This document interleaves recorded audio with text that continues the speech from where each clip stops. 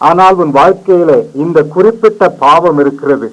விசுவாசிகளிலே பெரும்பான்மையோருக்கு இது ஒரு இடரலாகவும் விழக்கூடிய ஒரு காரியமாகவும் காணப்படுகிறது. ஆகினால்தான் திருமறையில அநேக இடங்களில இந்த பால் உணர்வில் மேல் நாம் வெற்றியுள்ளவர்களாய் வாழ வேண்டும் என்று ஆண்டவர் எடுத்து கூறுகிறார்.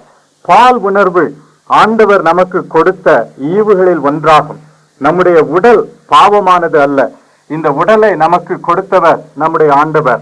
இந்த உடலோடு கூட உடலின் ஆசைகளையும் பசிகளையும் அவர் நமக்கு தந்திருக்கிறார்.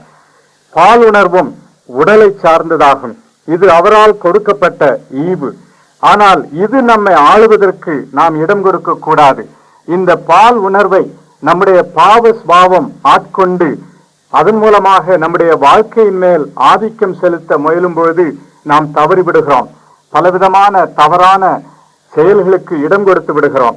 ஆகையினால்தான் ரோமருக்கு எழுதின நிருபம் 13வது அதிகாரம் 14வது வசனத்திலே பவுல் துரிச்சைகளுக்கு இடமாக உடலை பேணாமல் இருந்து கர்த்தராகிய இயேசு கிறிஸ்துவை தரித்துக் கொள்ளுங்கள் என்று எழுதுகிறார்.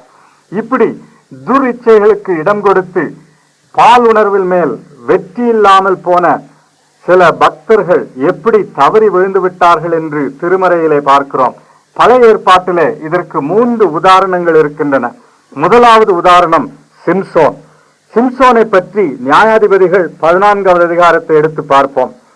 நியாயாதிபதிகள் 14:1-2. சிம்சோன் திம்னாத்துக்கு போய் திம்னாத்திலே பெலிஸ்தரின் குமாரத்திகளில் ஒரு பெண்ணை கண்டு திரும்ப வந்து தன் தாயையும் தகப்பனையும் நோக்கி, திம்னாத்திலே பெலிஸ்தரின் குமாரத்திகளிலே ஒரு பெண்ணை கண்டேன், அவளை எனக்கு கொள்ள வேண்டும் என்றான். சிம்சோன் ஆண்டவரால் கொடுக்கப்பட்டவன். அவனுடைய பெற்றோருக்கு வாக்கு தத்தத்தின் மகனாக கொடுக்கப்பட்டவன். நசரேயனாக ஆண்டவருக்கென்று அர்ப்பணிக்கப்பட்டவனாக அவன் வாழ்வான். இஸ்ரவேல் மக்களுக்கு ஒரு பெரிய விடுதலையை சம்பாதித்து கொடுப்பான் என்று ஆண்டவர் வாக்கு பண்ணி இருந்தார். சிம்சோன் என்கிற பெயருக்கு சூரிய வெளிச்சம் என்பது பொருளாகும். இப்படி நம்பிக்கையோடு கூட தங்களுக்கு வெளிச்சத்தை கொண்டு வருகிறவன் என்று பெற்றோரும் நல்ல ஒரு பெயரை கொடுத்திருந்தார்கள். ஆனால் இந்த சிம்சோன் வாழ்க்கையிலே தவறிவிட்டான். பயங்கரமாக பரிதாபகரமாக அவனுடைய வாழ்க்கை முடிவடைந்தது. காரணம் என்ன? அவன் தன் கண்களை கட்டுப்படுத்தவில்லை. தன் உடலின் இச்சைகளை ஆண்டவருக்கு ஒப்பு கொடுத்து வெற்றியோடு வாழவில்லை. பால் உணர்வில் மேல் வெற்றியுள்ளவனாக அவன் வாழவில்லை. ஆகினாலே தான் வீழ்ச்சி அடைந்தான். எந்தெந்த இடத்திற்கு சென்றானோ அங்கேயெல்லாம் அவன் கண் பலவிதமாக தவறான காரியங்களிலே சென்றது. கண் இச்சித்ததை உடனே பெற்றுக்கொள்ள விரும்பினான். பெலிஸ்தரிலே ஒரு பெண்ணை கண்டான். உடனே அவளை தனக்கு கொள்ள வேண்டும் என்று விரும்பினான். பெற்றோர், அவள் அவிசுவாசியானவள், பெலிஸ்தரின் நடுவிலே தோன்றினவள், ஆகினாலே விசுவாசிக்கும் அவிசுவாசிக்கும் என்ன பங்கு என்றெல்லாம் அவனிடத்திலே எடுத்து சொன்னார்கள். ஆனால் அவனோ 3வது வசனத்தை எடுத்து பாருங்கள். தன் தகப்பனை நோக்கி, அவள் என் கண்ணுக்கு பிரியமானவள், அவளையே எனக்கு கொள்ள வேண்டும் என்றான். தன் கண் விரும்பினதையெல்லாம் வாஞ்சித்தான். இதுதான் ஒரு பெரும் தவறு. என் அருமையான சகோதரனே, சகோதரியே, இந்த உலகத்தில வேசித்தனமும் மாம்ச இச்சைக்கான காரியங்களும் கண்களை கவரக்கூடிய காரியங்களும் நிறைந்த இந்த உலகத்திலே நாம் வாழும்போது எவ்வளவு கட்டுப்பாடோடு வாழ வேண்டும் அல்லவா? உள்ளத்திலும் உடலிலும் பார்வையிலும் கட்டுப்பாடுள்ளவர்களாக வாழ வேண்டும். நம்முடைய பார்வையிலே உள்ளத்தின் சிந்தைகளிலே நாம் தவறும் பொழுது மற்றவர்களுக்கு அது தெரியாது. ஆண்டவர் அதை அறிவார். ஒரு சமயம் கிறிஸ்துவுக்குள் நெருங்கின ஒரு நண்பனும் சகோதரனும் நானும் ஒரு குறிப்பிட்ட இடத்திற்கு சென்றிருந்தோம். கிராம பகுதி. அந்த கிராம பகுதியில் உள்ள மக்களை சந்தித்துவிட்டு சந்தை வெளியை பார்க்கலாம் என்று சந்தைக்கு சென்றபொழுது திடீரென்று அந்த நண்பர் மறைந்து விட்டார். தூரத்திலே போய் ஒரு மரத்துக்கடியிலே நின்று கொண்டிருந்தார்.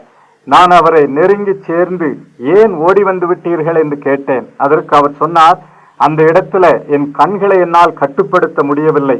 மாம்ச இச்சையின் சோதனை அதிகமாக என்னை நெருக்கிற்று. ஆகினாலே உடனே அந்த இடத்தை விட்டு ஓடி வந்து விட்டேன். ஆண்டவர் என்னை கழுவி சுத்தம் பண்ணி காத்து கொள்ளும்படி கேட்டுக்கொண்டிருக்கிறேன் என்று கூறினார். அது என் உள்ளத்தை தொட்டது. அவருடைய சோதனை, அவருடைய போராட்டம் யாருக்கும் தெரியாது, எனக்கும் கூட தெரியாது. அந்த இடத்திலேயே நின்று தன்னுடைய கண்களினாலே அவர் இச்சைக்கு இடம் கொடுத்து பாவம் செய்திருக்கலாம். ஒருவேளை செயலிலே உடலிலே பாவம் செய்யாவிட்டாலும் உள்ளத்திலே தவறி போயிருக்கலாம். ஆனால் அவரோ அதிலிருந்து ஓடிவிட்டார். ஆரம்பத்தை நாம் அடக்கி ஆளும் பொழுது முடிவு நன்றாயிருக்கும். இது மாம்ச இச்சையின் காரியத்திலே அறிந்து கொள்ள வேண்டிய காரியம். ஆரம்பத்திலே கட்டுப்பாடு இல்லாதபடி விரும்பினதற்கெல்லாம் இடம் கொடுத்து விட்டால் பிறகு முடிவு பரிதாபமாக இருக்கும். இதைத்தான் சிம்சோனின் வாழ்க்கையிலே பார்க்கிறோம். அந்த பெலிஸ்த பெண்ணை எப்படியாவது கொள்ள வேண்டும் என்று விரும்பினான். இதிலே அவன் தவறு செய்தான். பெற்றோரின் பேச்சை கேட்கவில்லை, ஆண்டவரின் வசனத்தையும் கவனிக்கவில்லை. விருத்த சேதனம் பண்ணாத மக்கள் நடுவிலே, அவிசுவாசிகளான மக்கள் நடுவிலே பெண் கொள்ள விரும்பினான். மறுபடியும் நியாயாதிபதிகள் 16வது அதிகாரம் 1 வசனத்திலே சிம்சோன் காசாவுக்கு போய் அங்கே ஒரு வேசியை கண்டு அவளிடத்தில் போனான் என்று பார்க்கிறோம். எங்கெல்லாம் சென்றானோ அங்கெல்லாம் தன் மன விருப்பப்படி தன் மாம்ச இச்சைக்கு ஏற்ற பிரகாரமாய் நடந்தான். என் அருமையான சகோதரனே, சகோதரியே, ஆண்டவருக்கு ஒரு கை கொடுத்து விட்டு இப்படி மாம்ச இச்சைக்கு இன்னொரு கை கொடுத்து விட்டு நாம் வாழ முடியாது. வாழ்க்கையில வெற்றி பெற முடியாது. எவ்வளவுதான் வரம் பெற்றவனாய் அல்லது தாளந்துகள் நிறைந்தவனாய் நீ இருந்தாலும் தவறி போவாய். உன் வாழ்க்கை சிதறி போகும். இன்னும் அதே நியாயாதிபதிகள் 16வது அதிகாரம் 4வது வசனத்திலே அவன் சோரே காத்தும் கரையில் இருக்கிற தெலீலாள் என்னும் பேருள்ள ஒரு ஸ்திரீயோடு சிநேகமாயிருந்தான் என்று பார்க்கிறோம். இப்படி தவறான கூட்டுறவினாலே தன் மாம்ச இச்சைக்கு இடம் கொடுத்து சிம்சோன் தவறி போனான். இறுதியிலே சத்துருக்கள் அவனை பிடித்து அவன் கண்களை பிடுங்கி வெண்கல விலங்கு போட்டு சிறைச்சாலையிலே மாவரைத்து கொண்டிருக்க வைத்தார்கள். கடைசியாக ஆண்டவருடைய சத்துருக்களோடு கூட அவனும் மடிந்து போனான் என்று பார்க்கிறோம். என் அருமையான நண்பனே, இவ்விதமான ஒரு வீழ்ச்சிக்கு ஆண்டவர் நம்மை விலக்கி காத்துக் கொள்வாராக. பிரார்த்தனை செய்வோம். அன்புள்ள ஆண்டவரே, மாம்ச இச்சைக்கு அடிமையாகி எங்கள் விருப்பப்படி வாழாதபடி காத்துக்கொள்ளும். பால் உணர்வின் மேல் வெற்றியை தேடி கண்டுகொள்ள எங்களுக்கு உதவி செய்யும். அந்த வெற்றியை தர நீர் ஆயத்தமாயிருக்கிறீரே, உம்மை துதிக்கிறோம். எங்கள் ஆண்டவர் இயேசுவின் நாமத்திலே வேண்டிக் கொள்கிறோம். ஆமென்.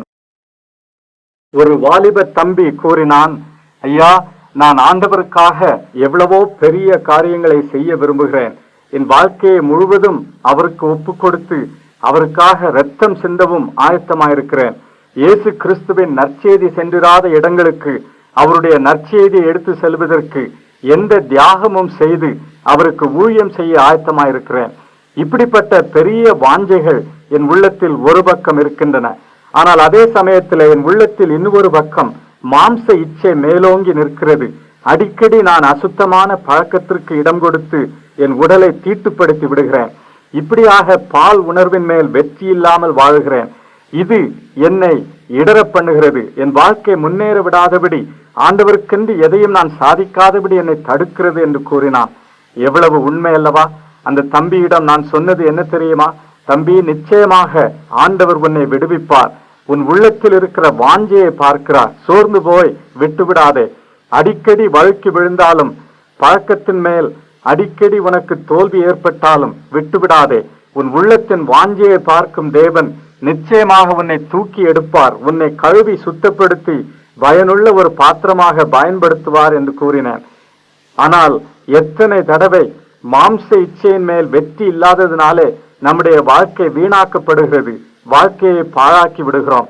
அது மட்டுமல்ல, ஆண்டவருக்கென்று அதிக ஆண்டுகளாக வாழ்ந்து வரும் ஒரு மனிதன், வெளிச்சத்தில் நடந்து அவரை கனம் பண்ணினவன், அவருக்காக எவ்வளவோ காரியங்களை சாதித்தவன், மாம்ச இச்சைக்கு இடம் கொடுத்து தன்னுடைய சாட்சியை கெடுத்து ஊழியத்தையும் வாழ்க்கையும் பாழாக்கி விடுகிறான். இதை நாம் எத்தனை முறை நம்முடைய வாழ்க்கையிலே கண்கூடாக பார்க்கிறோம் அல்லவா? இப்படி மாம்ச இச்சையின் மேல் வெற்றி பெறாதவர்கள் தவறுவதை நாம் காண்கிறோம். ஆகினாலே கிறிஸ்தவ வாழ்க்கையிலே சீஷத்துவத்திலே முக்கியமான ஒன்று நம்முடைய மாம்ச இச்சையின் மேல் வெற்றி பெறுவது, பால் உணர்வின் மேல் வெற்றி பெறுவது. இதை குறித்து உதாசீனமாக இருக்கக்கூடாது, ஏனோ தானோ என்று இருக்கக்கூடாது. அல்லது இந்த குறிப்பிட்ட பகுதியிலே நாம் பாவத்திற்கு இடம் கொடுத்து மாய்மாலமாக வாழக்கூடாது. அதை மூடி மறைத்து ஒன்றுமே இல்லாதது போல் நடக்கக்கூடாது. ஆண்டவரிடத்தில் அதை எடுத்து சொல்லி வெளிச்சத்தில் நடக்கும்போது அவர் நம்மை கனம் பண்ணி பயன்படுத்துகிறார். பழைய ஏற்பாட்டிலே பெரிய ஊழியக்காரர்கள், ஆண்டவரால் தெரிந்தெடுக்கப்பட்டு பயன்படுத்தப்பட்டவர்கள் எப்படி மாம்ச இச்சையின் மேல் கட்டுப்பாடு இல்லாததினாலே, பால் உணர்வின் மேல் வெற்றி இல்லாததினாலே தவறிப்போனார்கள் என்று படித்து வருகிறோம். சிம்சோனை பற்றி ஏற்கனவே பார்த்தோம். இன்றைக்கு தாவீதை எடுத்துக்கொள்வோம். தாவீது ஆண்டவராலே தெரிந்தெடுக்கப்பட்ட ஒரு அருமையான வாலிபன். தாவீதை பற்றி 1 சாமுவேல் 16வது அதிகாரத்திலே ஆண்டவர் கூறுவது என்ன? மனுஷன் முகத்தை பார்ப்பான், கர்த்தரோ இருதயத்தை பார்க்கிறார் என்றார். அப்படியானால் தாவீதின் இருதயத்தை பார்த்து அவனை அவர் தெரிந்து கொண்டார். இன்னும் 1 சாமுவேல் 16வது அதிகாரம் 13வது வசனத்திலே கர்த்தருடைய ஆவியானவர் தாவீதின் மேல் வந்து இறங்கி இருந்தார் என்று பார்க்கிறோம். அதே அதிகாரம் 18வது வசனத்திலே ஈசாயின் குமாரன் ஒருவனை கண்டிருக்கிறேன் என்று சவுலின் வேலைக்காரரில் ஒருவன் கூறுகிறான். அவன் மேலும் கூறின வார்த்தைகளை கவனிப்போம். அவன் வாசிப்பதில் தேறினவன், அவன் பராக்கிரமசாலி, யுத்த வீரன், காரிய சமர்த்தன், சௌந்தரியமுள்ளவன், கர்த்தர் அவனோடே கூட இருக்கிறார் என்றான். இவ்வளவெல்லாம் வாழ்க்கையிலே வெற்றியை கொண்டு வரக்கூடிய அருமையான ஸ்லாக்கியங்கள் அவனுக்கு இருந்தாலும் இந்த தாவீது தவறி விழுந்து போனான். கர்த்தரோடு நெருங்கி வாழ்ந்தவன், கர்த்தரின் மேய்ப்பராயிருக்கிறார், நான் தாழ்ச்சியடையேன் என்று பாடினவன், வனாந்திரத்தில் சவுலினால் விரட்டப்பட்டு அவன் வாழும்போது எவ்வளவு அருமையான சங்கீதங்களை எழுதியிருக்கிறான் அல்லவா?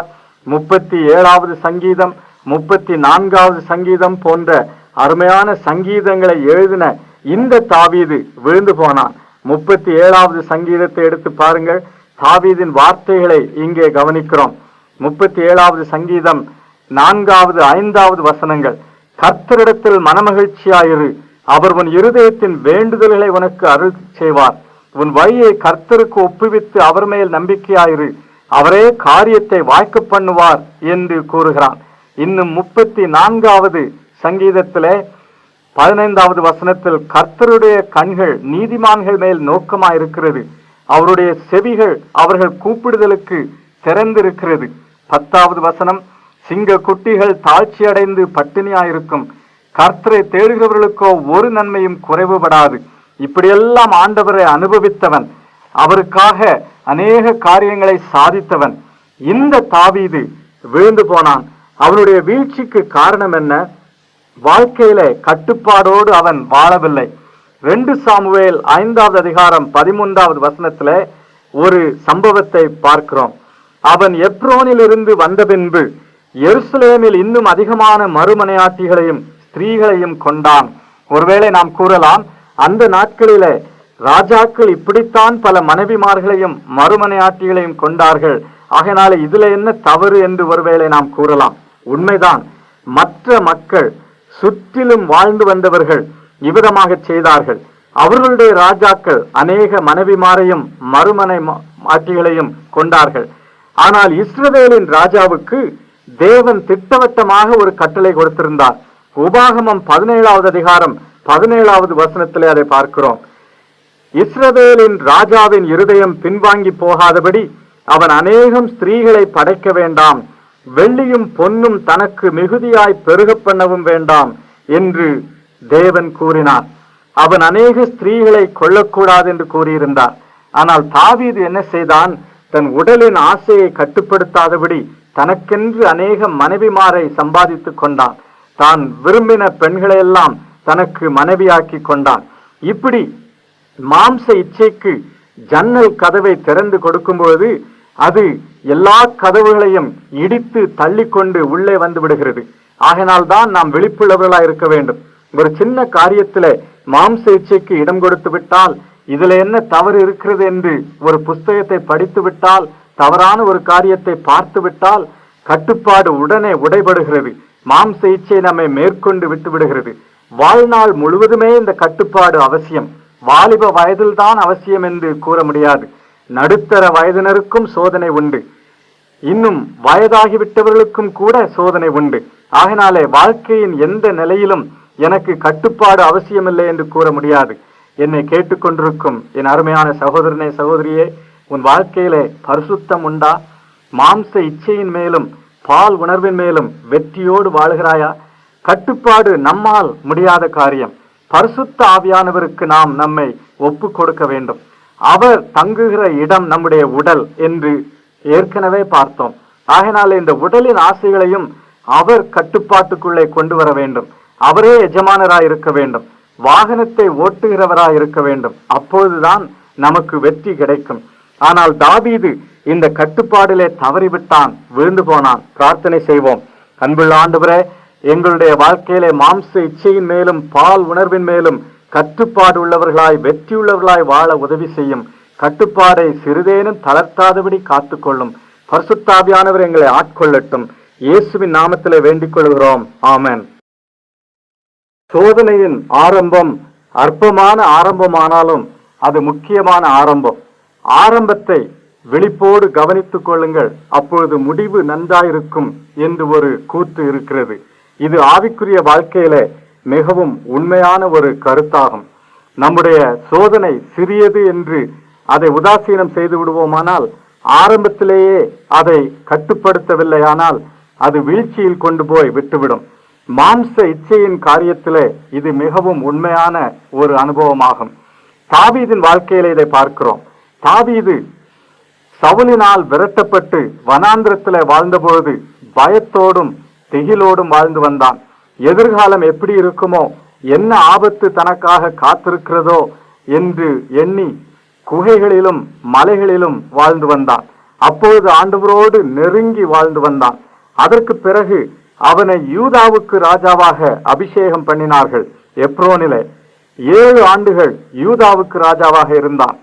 பிறகு எருசலேமுக்கு கொண்டு வந்து எருசலேமிலே இஸ்ரவேல் முழுவதற்கும் ராஜாவானான். இஸ்ரவேல் முழுவதற்கும் ராஜாவான உடனே தனக்கென்று அதிகமான மனையாட்டிகளையும் மறுமனையாட்டிகளையும் சேர்த்து கொண்டான் என்று 2 சாமுவேல் 5வது அதிகாரம் 13வது வசனத்திலே பார்க்கிறோம். இப்படி கர்த்தருடைய கட்டளைக்கு விரோதமாக இஸ்ரவேலின் ராஜா தனக்கு அதிகமான பெண்களை கொள்ளக்கூடாது என்று தெளிவாக உபாகமம் 17வது அதிகாரம் 17வது வசனத்தில் கூறி இருக்கும் பொழுது, அந்த வசனத்துக்கு விரோதமாக தன் மாம்ச இச்சையின் மேல் உள்ள கட்டுப்பாட்டை தளர்த்தி, பால் உணர்வின் மேல் உள்ள கட்டுப்பாட்டை தளர்த்தி தாவீது நடந்து கொண்டான். இது அவனுடைய வாழ்க்கையிலே பலவீனத்தை உண்டு பண்ணிற்று, தோல்விக்கான வழியை உருவாக்கிற்று. இப்படித்தான் நம்முடைய வாழ்க்கையிலும் ஒரு சிறு காரியத்திலே கட்டுப்பாட்டை தளர்த்தி பாவத்தோடு விளையாட ஆரம்பிக்கும் பொழுது பெரிய வீழ்ச்சிக்கு நேராக அது நம்மை வழிநடத்துகிறது. ஆகையினால்தான் ரோமருக்கு எழுதின நிருபம் 13வது அதிகாரம் பவுல் கூறுகிற வார்த்தை 14வது வசனத்திலே, துரிச்சைகளுக்கு இடமாக உடலை பேணாமல் இருந்து கர்த்தராகிய இயேசு கிறிஸ்துவை தரித்துக் கொள்ளுங்கள். உடலிலே கொஞ்சமும் துரிச்சைக்கு இடம் கொடுக்க கூடாது. பால் உணர்வு மாம்ச இச்சையினால் அடிமையாக்கப்பட்டு நம்மை மேற்கொள்வதற்கு இடம் கொடுக்க கூடாது. அதை கட்டுப்பாட்டுக்குள்ளே வைத்துக் கொள்ள வேண்டும். இப்படி கட்டுப்பாட்டை மீறும் பொழுது தோல்விக்கு அது நம்மை வழி நடத்துகிறது. தாவீதின் வாழ்க்கையில பலவீனத்திற்கு இடம் கொடுத்து விட்டான். மாம்சத்தின் காரியத்திலே அவனுக்கு பலவீனம் வரும்படியாக அவன் இடம் கொடுத்து விட்டான். ஆகினாலே 2 சாமுவேல் 12வது வசனத்தில் என்ன பார்க்கிறோம்? அவன் ஏற்கனவே பாவத்திற்கு இடம் கொடுத்து விட்டபடினாலே தேவனுக்கு பிரியமில்லாத காரியத்தை செய்தான். 2 சாமுவேல் 12வது அதிகாரம் 9வது வசனம், கர்த்தருடைய பார்வைக்கு பொல்லாப்பான இந்த காரியத்தை செய்து அவருடைய வார்த்தையை நீ அசட்டை பண்ணினது என்ன என்று தேவன் நாத்தான் தீர்க்கதரிசியின் மூலமாக தாவீதோடு பேசுகிறார். 2 சாமுவேல் 11வது அதிகாரம் 1 வசனம், தாவீது எருசலேமில் இருந்தான், யுத்தத்திற்கு போகாமல் என்று பார்க்கிறோம். இப்படி பலவீனத்திற்கு மட்டுமல்ல, சோம்பேறித்தனத்திற்கும் இடம் கொடுத்து விட்டான். மற்றவர்கள் எல்லாரும் யுத்தத்திற்கு போகும்போது தன்னுடைய மக்களையும் மற்றவர்களையும் யுத்தத்திற்கு அனுப்பிவிட்டு தாவீது வீட்டிலே இருந்து விட்டான். 2வது வசனம், ஒரு நாள் சாயங்காலத்தில் தாவீது தன் படுக்கையில் இருந்து எழுந்து அரண்மனை உப்பரிகையின் மேல் உலாத்தி கொண்டிருக்கும் போது ஸ்நானம் பண்ணுகிற ஒரு ஸ்திரீயை உப்பரிகையின் மேல் இருந்து கண்டான். சோம்பேறித்தனமாய் தன் கடமையை நிறைவேற்றாதபடி படுக்கையில் இருந்து எழுந்து மெத்தையின் மேல் உலாவிக் கொண்டிருக்கும் போது இப்படிப்பட்ட ஒரு காரியத்தை காணும்படி தன் கண்ணை அவன் விட்டுவிட்டான். இதுதான் அவனுடைய வீழ்ச்சிக்கு காரணமாயிற்று. மாம்ச இச்சையிலே நாம் விழுந்து போகும்போது அதற்கான விளைவுகள் உண்டு.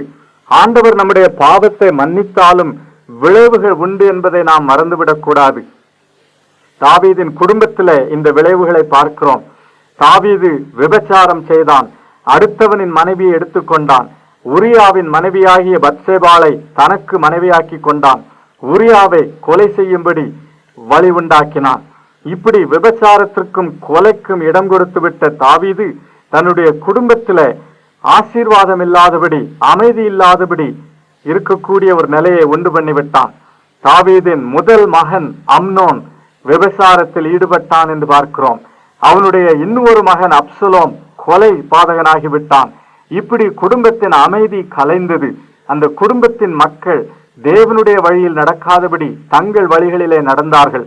தாவீதின் மகனான சாலமோன் கூட பலவிதமான அவிசுவாசிகளான பெண்களை தனக்கு மனைவிமாராக்கி கொண்டு தேவனிடத்திலிருந்து விலகி போனான் என்று பார்க்கிறோம். இதற்கெல்லாம் காரணம் தாவீதின் பாவம். என் அருமையான சகோதரனே, சகோதரியே, மாம்ச இச்சையின் மேல் வெற்றி இல்லாதபடி தவறான வாழ்க்கை நடத்தும் பொழுது, ரகசிய பாவத்தில் ஈடுபடும் பொழுது உன் குடும்பம் பாதிக்கப்படுகிறது. பிள்ளைகளுக்கு தெரியாது, மனைவிக்கு தெரியாது, கணவனுக்கு தெரியாது என்று நீ எண்ணலாம்.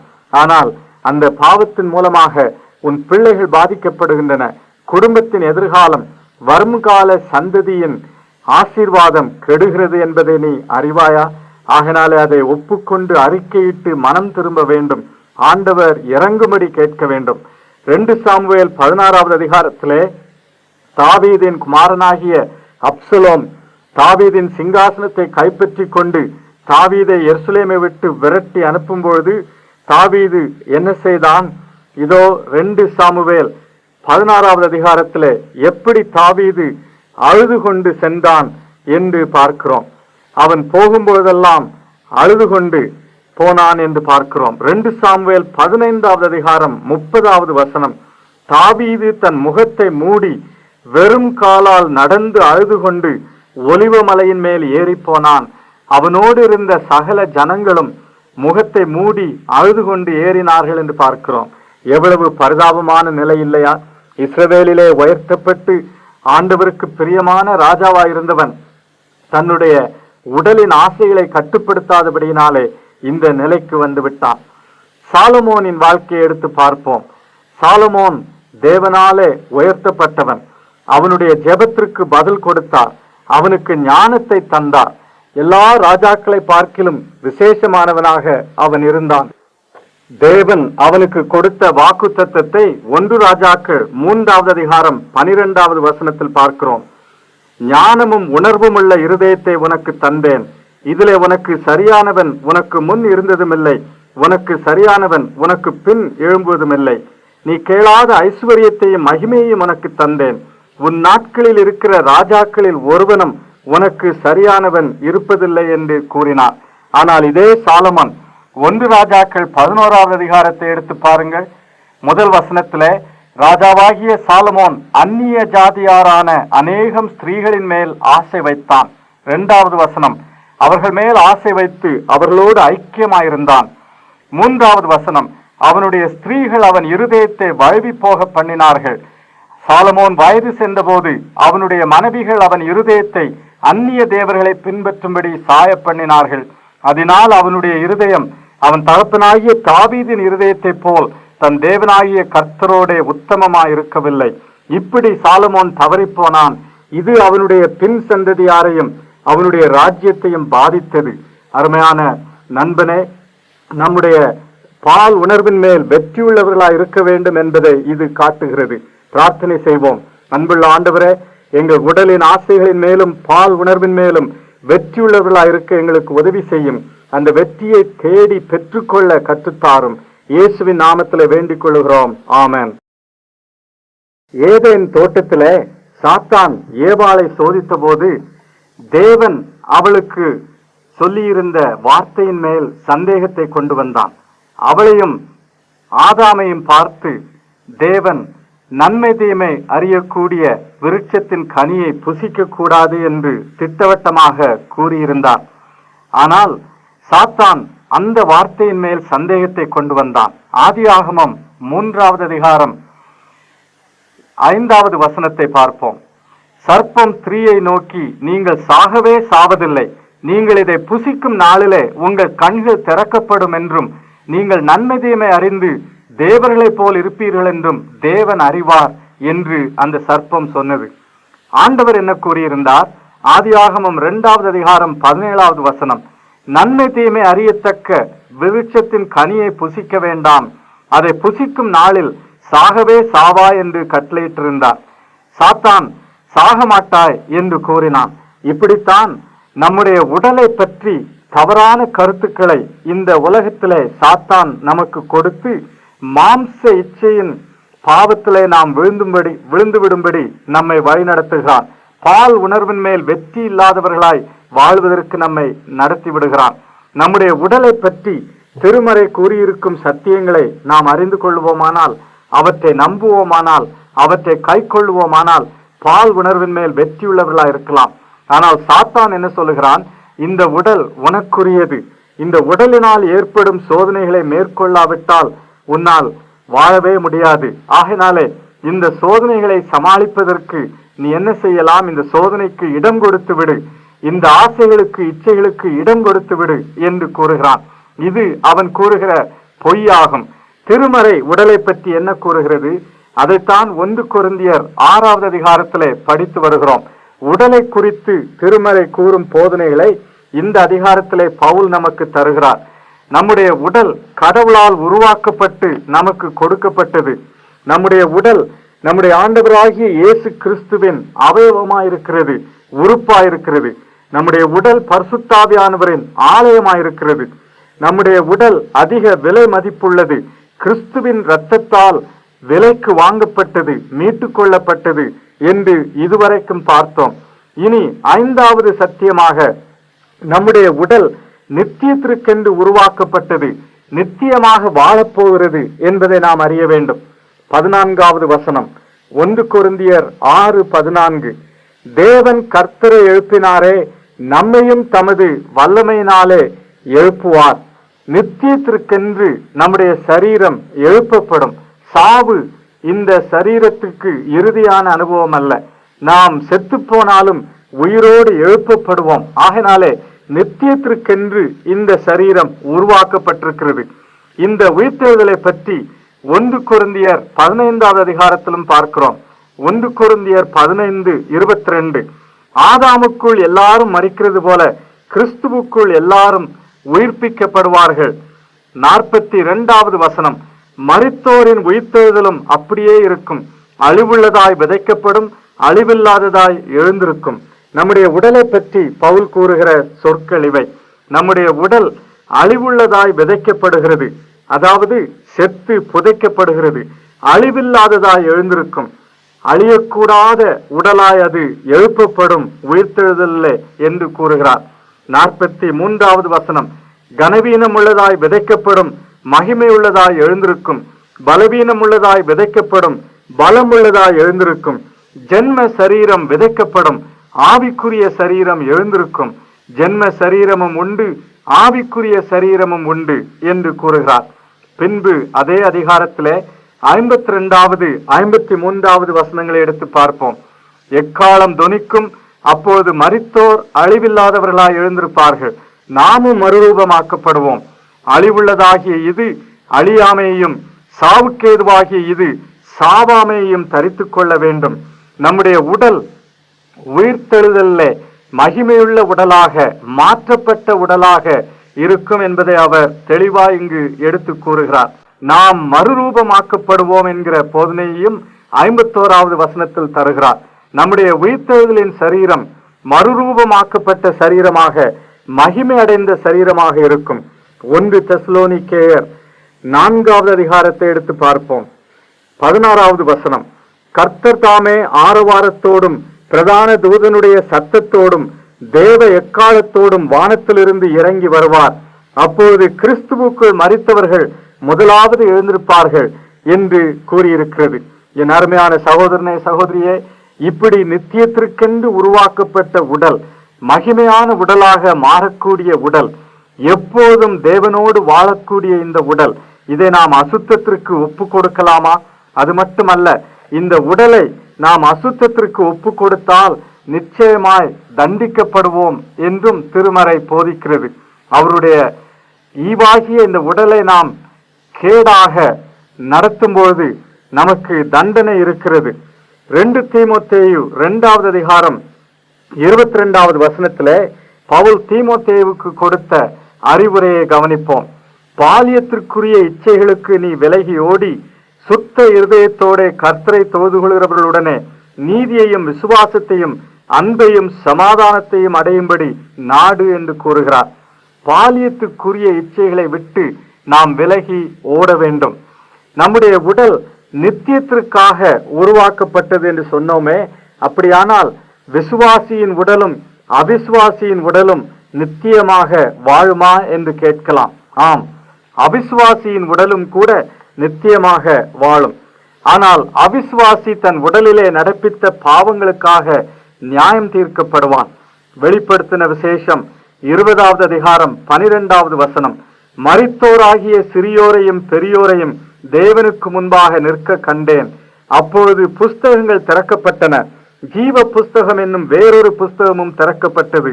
அப்பொழுது அந்த புஸ்தகங்களில் எழுதப்பட்டவைகளின்படியே மரித்தோர் தங்கள் தங்கள் கிரியைகளுக்கு தக்கதாக நியாய தீர்ப்படைந்தார்கள்.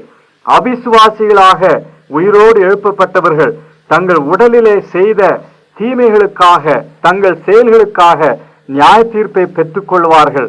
அவர்களுடைய உடல் நித்தியமாக வாதிக்கப்படும், நரகத்தில் பாடு அனுபவிக்கும் என்றும் நாம் பார்க்கிறோம். 10வது வசனத்திலே அதே வெளிப்படுத்தின விசேஷம் 20வது அதிகாரத்தில் அவர்கள் இரவும் பகலும் சதா காலங்களிலும் வாதிக்கப்படுவார்கள் என்று எழுதுகிறார். ஆகினாலே நம்முடைய உடல் நித்தியமாக மகிமையிலே வாழக்கூடும் அல்லது நரகத்திலே வேதனையிலே வாழக்கூடும். இந்த உடலை நாம் எவ்வளவு ஜாக்கிரதையோடு ஆண்டவருக்காக கவனித்துக் கொள்ள வேண்டும் இல்லையா? 2 கொரிந்தியர் 5வது அதிகாரத்தில் பவுல் எழுதுகிற வார்த்தைகளை கவனிப்போம். 10வது வசனம், சரீரத்தில் அவனவன் செய்த நன்மைக்காவது தீமைக்காவது தக்க பலனை அடையும்படிக்கு நாம் எல்லாரும் கிறிஸ்துவின் நியாயாசனத்திற்கு முன்பாக வெளிப்பட வேண்டும். விசுவாசிகளும் கூட தங்கள் உடலிலே செய்த செயல்களுக்காக நியாய தீர்ப்பை பெற்றுக் கொள்வார்கள், அதற்கேற்ற பலனை அடைவார்கள் என்று இதிலிருந்து தெளிவாகிறது. எங்கள் அன்புள்ள ஆண்டவரே, நாங்கள் எங்களுடைய உடல் நித்தியமாக வாழப்போகிறது என்பதை அறிந்து கொள்ள கிருபை செய்யும். நித்தியத்திற்காக உருவாக்கப்பட்ட இந்த உடலை எங்கள் விருப்பப்படி தவறான காரியங்களுக்கு கொடுத்து விடாதபடி காத்துக்கொள்ளும். நித்தியத்திற்கென்று இதை பேணி வைக்க உதவி செய்யும்.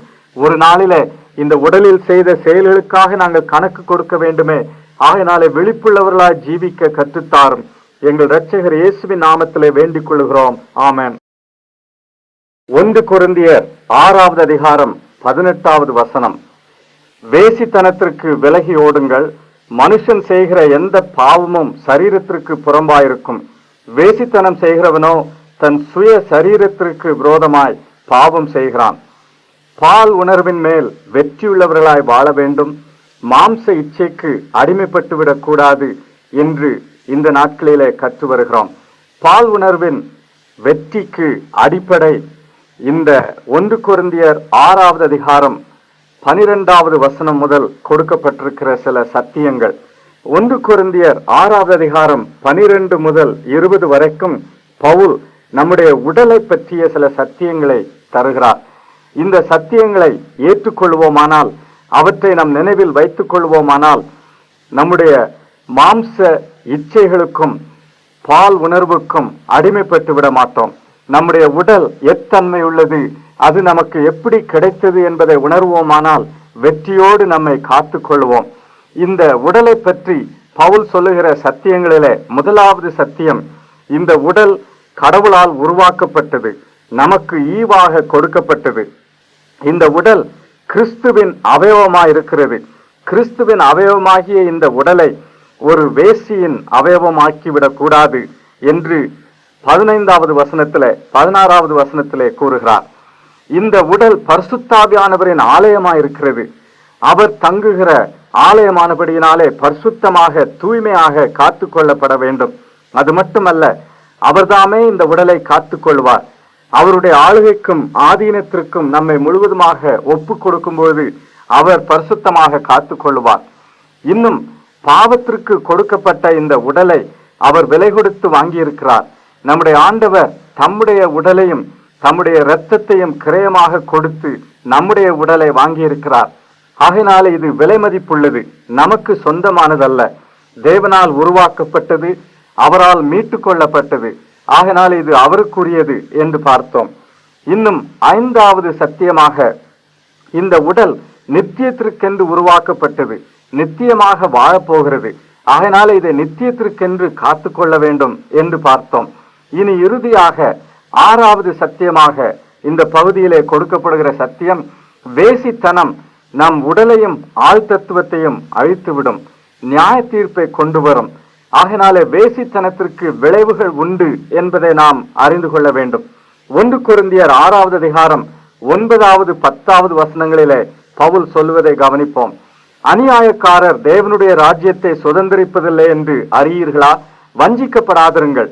வேசி மார்க்கத்தாரும் விக்கிரக ஆராதனைக்காரரும் விபசாரக்காரரும் சுய புணர்ச்சிக்காரரும் ஆண் புணர்ச்சிக்காரரும் திருடரும் பொருளாசைக்காரரும் வெறியரும் உதாசீனரும் கொள்ளைக்காரரும் தேவனுடைய ராஜ்யத்தை சுதந்திரிப்பதில்லை என்று கூறுகிறார். இந்த 2 வசனங்களிலே எவ்வளவு தூரம் நம்முடைய மாம்ச இச்சைகளுக்கு அடிமைப்பட்டிருப்போமானால் தேவனுடைய ராஜ்யத்தை சுதந்திரிக்க முடியாது என்று கூறுகிறார். இந்த குறிப்பிட்ட பாவங்களிலே அநேக பாவங்கள் உடலுக்குரிய பாவங்கள், மாம்ச இச்சைக்குரிய பாவங்கள். இப்படிப்பட்ட பாவங்கள் ஒரு மனிதனை தேவ ராஜ்யத்திலிருந்து தடுத்து விடக்கூடும். என் அருமையான நண்பனே, உன்னுடைய வாழ்க்கையில வேசித்தனமும் மாம்ச இச்சைக்கு அடிமைப்பட்ட நிலையும் பலவிதமான தாறுமாறான கோணலான பால் உணர்வின் பழக்க வழக்கங்களும் காணப்படுமானால் தெய்வராஜ்யத்திலே உனக்கு இடமில்லை என்று வேதம் தெளிவாய் கூறுகிறது. நம்மை நாமே ஏமாற்றிக் கொள்ளக்கூடாது. நாம் பலவீனமான பாண்டங்கள், எல்லோரும் செய்வதைத்தான் நாமும் செய்கிறோம், சமுதாயத்திலே உலகத்திலே சாதாரணமாய் காணப்படுகிற காரியங்கள் இவை என்றெல்லாம் கூறி நம்மை தேற்றிக் கொள்ளக்கூடாது. சாத்தான் நம்மை வஞ்சித்து விடுவான். திருக்குள்ள நம்முடைய இருதயமும் நம்மை வஞ்சித்து விடும். வேதம் என்ன கூறுகிறது, கடவுள் என்ன சொல்லுகிறார் என்பதை கவனிக்க வேண்டும். இந்த பாவங்கள், இந்த அசுத்தங்கள் தீமையானவை என்று தெளிவாய் இங்கே குறிப்பிடப்படுகிறது. தெய்வ ராஜ்யத்திலிருந்து உன்னை பிரித்து விடக் கூடுமானால் அவை எளிதாக நாம் எடுத்துக்கொள்ளக்கூடியவை அல்ல, அவை பயங்கரமானவை என்பதை ஒப்புக்கொள்ள வேண்டும். ஆனால் நம்பிக்கைக்குரிய ஒரு காரியம், 1 கொரிந்தியர் 6வது அதிகாரம் 11வது வசனத்தை எடுத்து பாருங்கள். உங்களில் சிலர் இப்படிப்பட்டவர்களாய் இருந்தீர்கள், ஆயினும் கர்த்தராகிய இயேசுவின் நாமத்தினாலும் நமது தேவனுடைய ஆவியினாலும் கழுவப்பட்டீர்கள், பரிசுத்தமாக்கப்பட்டீர்கள், நீதிமான்களாக்கப்பட்டீர்கள். இங்கு கூறப்பட்டிருக்கிற சில பழக்க வழக்கங்கள் மனிதனை அடிமைப்படுத்தி விடக்கூடியவை, தீட்டுப்படுத்தி அழித்து விடக்கூடியவை. அவற்றிலே எவ்வளவுக்கு அதிகமாக ஒரு மனிதன் நிலைத்திருக்கிறானோ, எவ்வளவு அதிகமான நாட்கள் நிலைத்திருக்கிறானோ அவ்வளவுக்கு அவனை அவை அடிமைப்படுத்தி விடக்கூடும். இருந்தாலும் அவற்றிலிருந்தும் நமக்கு மீட்பு உண்டு என்பதை இந்த வசனம் எடுத்து காட்டுகிறது. கொரிந்திய விசுவாசிகள் இப்படிப்பட்ட நிலையில் இருந்தார்கள். கொரிந்து பட்டணத்திலே வேசித்தனம் மிகுந்து காணப்பட்டது. மக்கள் தங்கள் விருப்பப்படி வாழ்ந்தார்கள். தங்கள் உடலை அசுத்தத்திற்கு வேண்டுமென்றே விற்று போட்டார்கள். இப்படிப்பட்ட சூழ்நிலை உள்ள அந்த நகரத்திலே சிலரை இயேசு தமக்கென்று மீட்டு கொண்டார். கொரிந்து பட்டணத்திலே மார்க்கத்தின் பெயராலே, தேவர்களின் பெயராலே விபச்சாரம் மலிந்து காணப்பட்டது. இப்படிப்பட்ட சூழ்நிலையிலே வாழ்ந்த மக்கள் கழுவப்பட்டார்கள், சுத்திகரிக்கப்பட்டார்கள், பரிசுத்தமான்களாகவும் நீதிமான்களாகவும் ஆக்கப்பட்டார்கள். அப்படியானால் நமக்கும் நம்பிக்கை உண்டு. என் அருமையான சகோதரனே, சகோதரியே, உன் சூழ்நிலையை குறை சொல்லாதே. இந்த இடத்திலே நான் வேலை செய்வதனாலே, இவ்விதமான இடத்திலே வாழ்வதனாலே தான் எனக்கு இது ஏற்பட்டது என்று சொல்லாதே. உனக்கு வெற்றி உண்டு.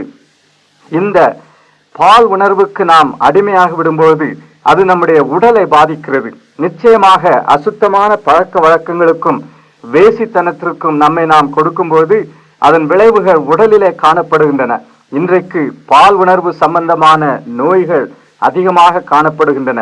எய்ட்ஸ் என்று சொல்லப்படும் பயங்கரமான ஒரு நோய், அதற்கு மருந்தே கிடையாது. அது யாருக்கு வருகிறதோ அவர்களை அழித்து விடுகிறது. கடவுளின் நியாய தீர்ப்பாக விபச்சாரம் மிகுந்த இந்த சமுதாயத்திற்கு அந்த நோய் வந்துவிட்டதோ என்று கூட நாம் எண்ண நேரிடுகிறது. என் அருமையான நண்பனே, உடலிலே விளைவுகள் உண்டு, ஆள் தத்துவத்திலே விளைவுகள் உண்டு. உன் மனதை நீ கரைப்படுத்தி கொண்டால், உன் உணர்ச்சிகளை தாறுமாறாக பல இடங்களிலும் கொட்டிவிட்டால், உன் சித்தம் பழக்க வழக்கங்களுக்கு அடிமைப்படுமானால் உன் ஆள் தத்துவமே பாதிக்கப்படுகிறது. இதை நினைவில் இருத்திக் கொள்ள வேண்டும். ஆகையினால்தான் பவுல் ரோமருக்கு எழுதின நிருபத்தில் என்ன கூறுகிறார்? ரோம மக்களுக்கு ஏற்பட்ட நியாய தீர்ப்பை குறித்து அவர் கூறுகிறார். பயங்கரமான வார்த்தைகள். ரோமர் 1:24 அவர்கள் தங்கள் இருதயத்தில் உள்ள இச்சைகளினாலே ஒருவரோடொருவர் தங்கள் சரீரங்களை அவமானப்படுத்தத்தக்கதாக தேவன் அவர்களை அசுத்தத்துக்கு ஒப்பு கொடுத்தார். 26 தேவன் அவர்களை இழிவான இச்சை ரோகங்களுக்கு ஒப்பு கொடுத்தார். அந்தபடியே அவர்களுடைய பெண்கள் சுபாவ அனுபவத்தை சுபாவத்துக்கு விரோதமான அனுபவமாக மாற்றினார்கள். அப்படியே ஆண்களும் பெண்களை சுபாவப்படி அனுபவியாமல் ஒருவர் மேல் ஒருவர் விரகதாபத்தினாலே பொங்கி ஆணோட ஆண் அவலட்சணமானதை நடப்பித்து தங்கள் தப்பிதத்திற்கு தகுதியான பலனை தங்களுக்குள் அடைந்தார்கள். 28 தேவன் அவர்களை கேடான சிந்தைக்கு ஒப்பு கொடுத்தார். தேவன் பாவத்தில் அவர்களை தள்ளிவிட்டார் என்று அவரை குறை சொல்லக்கூடாது. அவர்களாகவே அசுத்தத்தையும் இச்சையையும் தெரிந்து கொண்டதினாலே தேவன் அவர்களை அவர்கள் விருப்பப்படி விட்டுவிட்டார் என்பதுதான் இந்த வசனங்களின் பொருள். கேடான சிந்தைக்கும் இயற்கைக்கு மாறான பழக்க வழக்கங்களுக்கும் துரிச்சைகளுக்கும் விட்டுவிட்டார். என் அருமையான சகோதரனே, இது உன் வாழ்க்கையில நடைபெறாதபடி காத்துக்கொள்ள வேண்டும். மாம்ச இச்சை உன் ஆத்மாவையும் உடலையும் ஆள் தத்துவத்தையும் அழித்துவிடும். பிரார்த்தனை செய்வோம். அன்புள்ள ஆண்டவரே, இந்த நியாய தீர்ப்பிலிருந்தும் விளைவுகளிலிருந்தும் எங்களை காத்துக்கொள்ளும். மனம் திரும்பி உம்மண்டை வர உதவி செய்யும். வெற்றியின் வாழ்வை தேடிக்கொள்ள எங்களுக்கு கிருபை தாரும். இயேசுவின் நிமித்தமே வேண்டிக் கொள்கிறோம். ஆமென். ஆண்டவருடைய ஊழியத்தில் இருக்கிற ஒரு அருமையான சகோதரர் சொன்னார், ஐயா, என்னுடைய வாழ்க்கையில எவ்வளவோ ஆழமான அனுபவங்களை நான் அனுபவித்திருக்கிறேன். ஆவியானவரின் வரங்கள் எனக்கு உண்டு.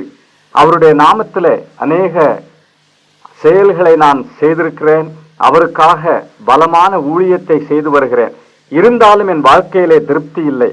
என்னுடைய வாழ்க்கையில் பலவிதமான பழக்க வழக்கங்களுக்கு அடிமைப்பட்டிருக்கிறேன். மாம்ச இச்சையின் மேல் எனக்கு வெற்றி இல்லை. பால் உணர்விலே எனக்கு வெற்றி வாழ்வு கிடையாது என்று கூறினார். எத்தனை விசுவாசிகள் இவ்விதமான நிலையில் இருக்கிறார்கள் அல்லவா? மாய்மாலமாக நம்முடைய தோல்வியையும் அசுத்தத்தையும் மறைத்துவிட்டு ஒன்றுமே இல்லாதது போல வாழலாம். அல்லது தோல்வியை ஒப்புக்கொண்டு ஆண்டவரிடத்திலே மன்னிப்புக்காக விடுதலைக்காக வரலாம். அல்லது இந்த தோல்வியினாலே மன சோர்வடைந்து நாம் விசுவாசியாகவே வாழ முடியாது என்று எல்லாவற்றையும் விட்டுவிட்டு பின்வாங்கி போகலாம். என் அருமையான சகோதரனே, சகோதரியே, மாம்ச இச்சையின் போராட்டங்கள், பால் உணர்வுக்கான பிரச்சனைகள் எல்லா மனிதருக்குமே உண்டு. அநேக விசுவாசிகளுக்கு உண்டு. பண்டிதர் பில்லி கிராஹாம் கூறுகிறார், அநேக விசுவாசிகளுக்கு அவர்களுடைய வாழ்க்கையில 75% பிரச்சனைகளும் போராட்டங்களும் இந்த பால் உணர்வின் காரியத்தில் தான் என்று கூறுகிறார்.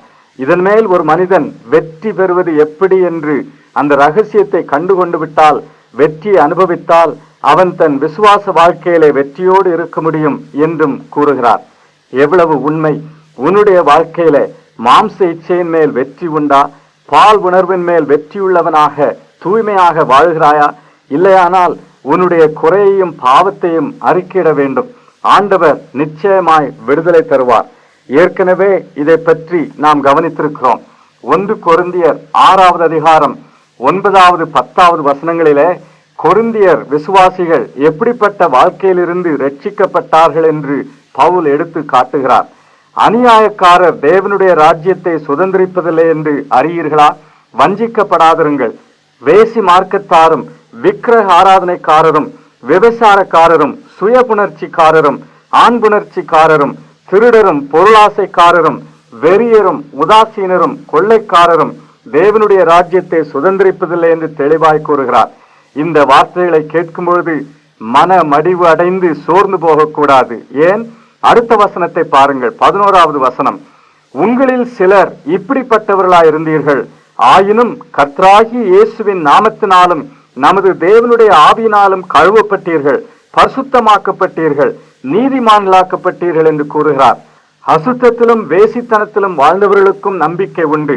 அவர்களும் ஆண்டவராகிய இயேசு கிறிஸ்துவினாலே ரட்சிக்கப்பட முடியும், கழுவப்பட முடியும், பரிசுத்தமான்களாக முடியும். ஆகினாலே நாம் சோர்ந்து போய் கைவிட்டு விடக் கூடாது. எப்படிப்பட்ட அசுத்தத்தில் இருந்தாலும் ஆண்டவரிடத்தில் திரும்பி வர வேண்டும். இப்படிப்பட்ட பாவ சோதனைகளிலே அகப்பட்டு விழுந்து போன விசுவாசிகளுக்கு ஒரு வார்த்தை, நாம் அவரிடத்தில் அறிக்கையிட்டு அவருடைய சுத்திகரிப்பை பெறுவதோடு கூட வெற்றியின் வாழ்வையும் தேடிக்கொள்ள வேண்டும். வெற்றியின் வாழ்வுக்கான சில ரகசியங்களை திருமறை நமக்கு தருகிறது. பவுல் எபேசியருக்கு எழுதின நிருபத்திலே 4வது அதிகாரத்தில் கூறுவதை கவனிப்போம். 19வது வசனம், உணர்வில்லாதவர்களாய் சகலவித அசுத்தங்களையும் ஆவலோடு நடப்பிக்கும்படி தங்களை காம விகாரத்திற்கு ஒப்பு கொடுத்திருக்கிறார்கள் என்று கூறுகிறார். நாம் சில சமயத்தில் பொறுப்பாளிகள் அல்ல, நாம் ஏதோ பிரச்சனைகளிலே சூழ்நிலைகளிலே அகப்பட்டு கொண்டு தவிக்கிறோம், நாம் பரிதாபப்படக்கூடியவர்கள் என்று நம்மை குறித்து எண்ணிக்கொள்கிறோம். இது உண்மை அல்ல. மாம்ச இச்சைக்குரிய சோதனைக்கு இடம் கொடுப்பது நம்முடைய சுய சித்தத்தை பயன்படுத்தி நாம் இடம் கொடுக்கிறோம். நம்முடைய பொறுப்பை ஒப்புக்கொள்ள வேண்டும்.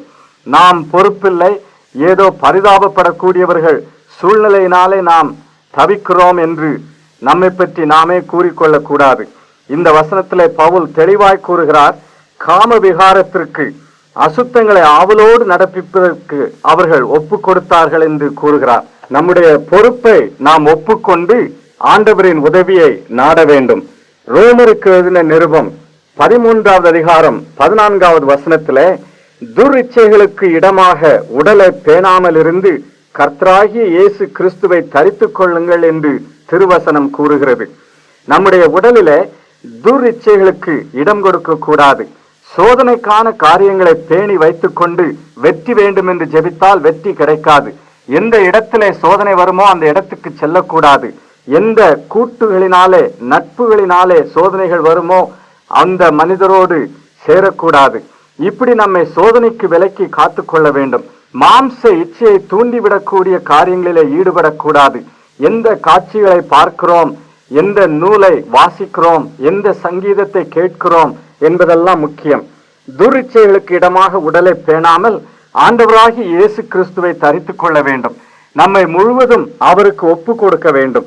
1 தெசலோனிக்கேயர் 4வது அதிகாரத்திலே பவுல் ஒரு ரகசியத்தை கற்றுத்தருகிறார். அது என்ன ரகசியம்? 5வது வசனம், உங்களில் அவனவன் தந்தன் சரீர பாண்டத்தை பரிசுத்தமாயும் கனமாயும் ஆண்டு கொள்ளும்படி அறிந்து இந்த விஷயத்தில் ஒருவனும் மீறாமலும் தன் சகோதரனை வஞ்சியாமலும் இருக்க வேண்டும் என்று கூறுகிறார். 4வது வசனத்திலே தேவனை அறியாத அஞ்ஞானிகளைப் போல மோக இச்சைக்கு உட்படக்கூடாது என்று கூறுகிறார். நம்முடைய உடலை பரிசுத்தாவியானவருக்கு முழுவதுமாக ஒப்பு கொடுக்க வேண்டும்.